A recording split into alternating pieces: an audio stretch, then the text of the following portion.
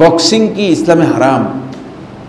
হ্যাঁ, বক্সিং এটা মূলত এটা বন্য সভ্যতার কাজ। মানুষ মানে কিছু কিছু সভ্যতা আছে বললেন যেটাকে ইসলাম মানে কোনোভাবেই কি করে না, অ্যালাউ করে না।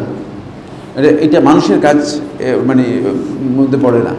কারণ এর মাধ্যমে না শারীরিক না মানসিক না কোনো দিক থেকে এর মাধ্যমে কি রয়েছে, ফায়দা রয়েছে। এবং এটা যারা করে থাকে অধিকাংশই বললেন বিভিন্ন ধরনের মানে না বিভিন্ন ধরনের এটাকে মাদক বা এই জাতীয় জিনিসের নেশা মানে করে মানে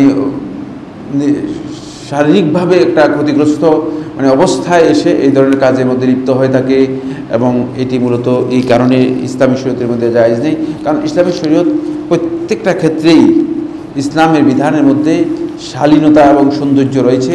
সামান্যতম কোনো ক্ষতি নিজেরও করা যাবে না, অন্যেরও করা যাবে না, একেবারে বিধান লা দারারা ওয়ালা দিরার। আবু দাউদের riwayতের মধ্যে রাসূলুল্লাহ সাল্লাল্লাহু আলাইহি ওয়াসাল্লাম বলেছেন যে তোমার নিজেরও ক্ষতি করতে পারবে না, আরেকজনের ক্ষতি করতে পারবে না। সুতরাং এখন একজনকে বক্সিং মেরে আপনি তার নাক ফাটাই দিলেন, এটা কীভাবে জায়েজ হবে? ইসলামিক কোনোভাবে এটি জায়েজ হবে না, কথা বলছে। আর আপনি নিজে গিয়ে নিজের নাকও ফাটাই ফেলবেন, এটাও জায়েজ নেই, এটাও জায়েজ নেই।